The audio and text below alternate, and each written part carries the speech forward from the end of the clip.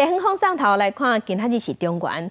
早暗桃园的大庙景福宫主办中元文化节，伫早暗进行放水灯的仪式，伫南坎溪畔放水灯祈福。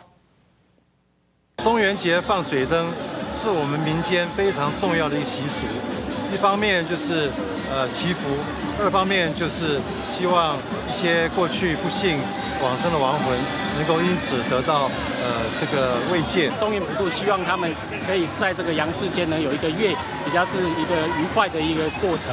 那也希望就是在大家的一个祈福之下，那之后我们桃园区的境内可以平安的这样的祈福仪式。西景的队伍先伫景福宫头前祈福，向神灵拜拜行礼，替市民祈福。水电火车升西景，这是桃园的景福宫伫中原逐年的重头戏。